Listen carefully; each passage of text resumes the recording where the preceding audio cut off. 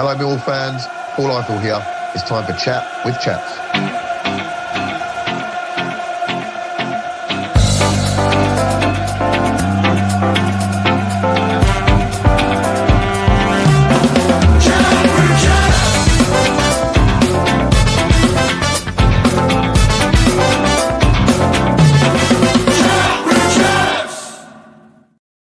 Hello, ladies and gents, and welcome back to another episode of Chat with Chaps. This is a Chaps Reacts video reacting to the announcement that Millwall have signed Massimo Luongo on a short-term deal after he was released by Ipswich Town in the summer. I'm recording this without knowledge of how long the deal is, so my assumption is it is just for the one season, and then that's going to predicate a lot of my views on this. If you haven't already, give us a like. Give us a subscribe. We really appreciate it. We're now over the 2,000 subscribers mark, which is just phenomenal in 1 year. So we really do thank you. And for those of you that continue to watch and support us, it is always much appreciated.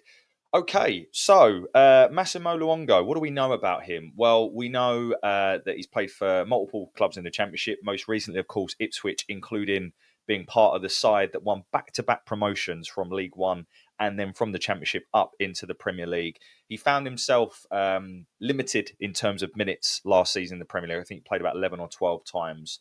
And he is 32 years old and he turns 33 in September. Central midfielder, plays on the left side of a two. For those of you familiar with that Ipswich side that got the promotions, he formed a formidable partnership with Sam Morsey. Okay, so what do we know about him and what's my thoughts on this? So I'm going to tell you all the reasons I'm pleased about it and tell you the reasons I'm not. I'm not going to lie. When I first heard about this, I was like, why? What are we doing? It doesn't make any sense. But the more I thought about it, and I know that you're screaming at this saying, yeah, I agree. Why are we signing a 32-year-old? Blah, blah, blah. Hear me out, all right? Hear me out. So to create a balanced view, so for the, I guess, negatives, he's 32 going on 33. He didn't play a lot of minutes last season. And quite frankly, he is the George Savile replacement. You might as well have just kept George Savile.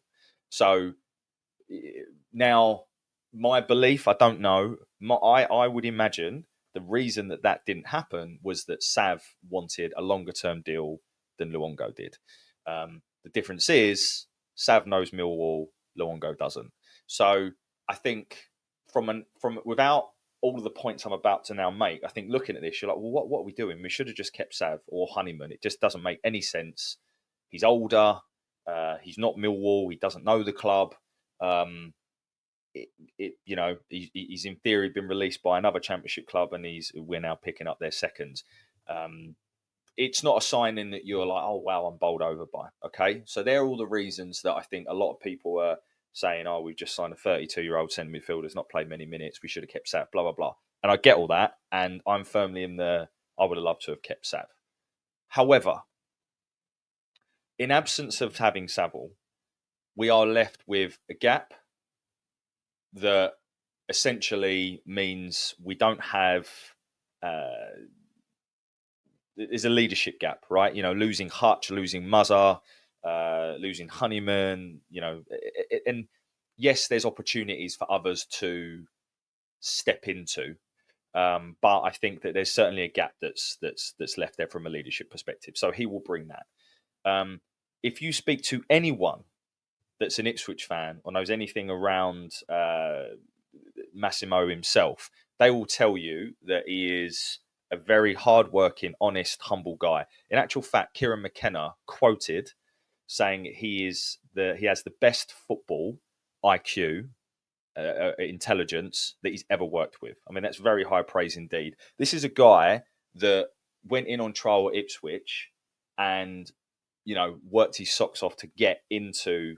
First of all, get a deal, and then obviously get into the first team, because I think it was it Evans at the time, I think, for Ipswich. So I digress slightly, but the point I'm trying to make is he is coming in to play that leadership role. Do I expect him to start? No, I expect Billy Mitchell and Casper Denore to be our central midfield pair.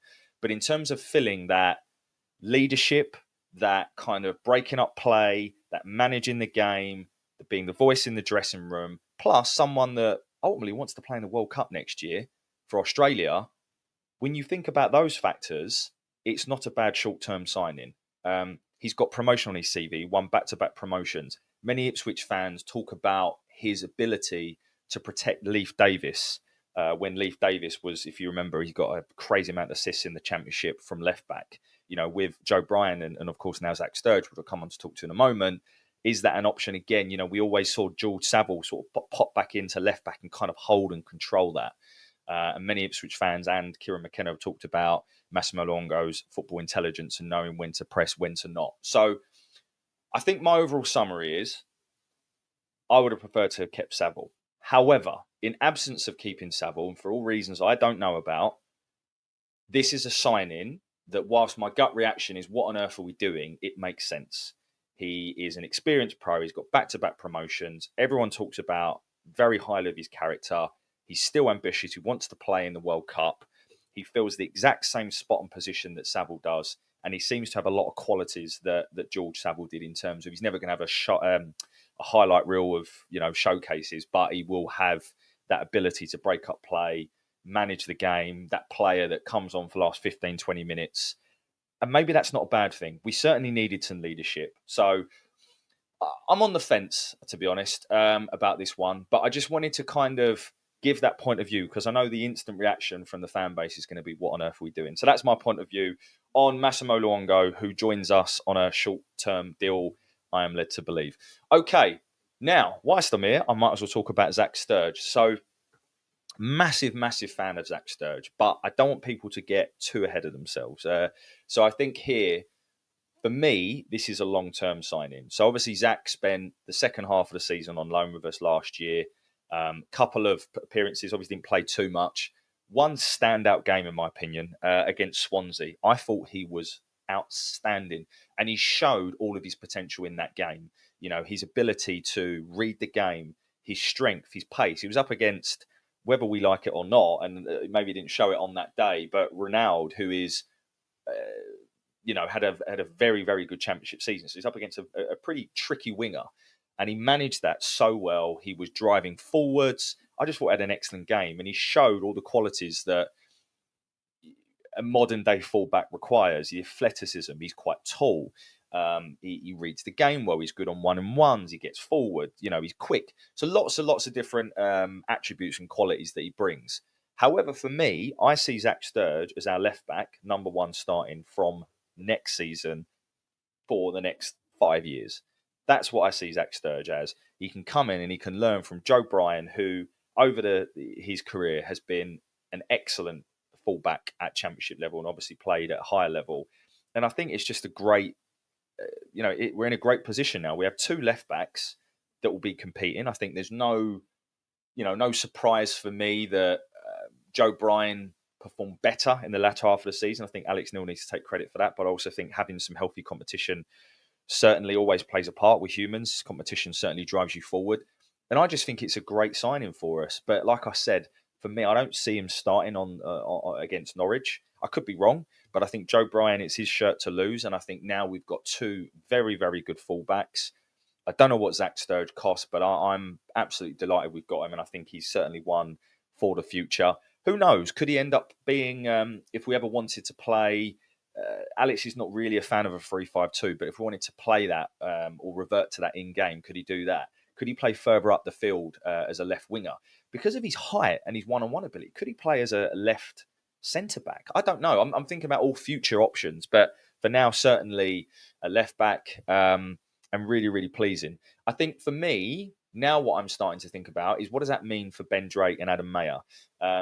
Really impressed with Ben Drake in the friendly game against Palace. It's a friendly. You cannot read too much into these things. There's a lack of intensity, but I think his calmness and his ability to read the game for me stood out. Him and Lamptey were the two standouts for me. But what does that mean for him? Does he go on loan? He's a left back or a left centre back. And then Adam Mayer, we signed him as probably further forward, but I know he played at left back for Bromley. So what does it mean for those two lads? Because there's no way that they're above Sturge in the pecking order.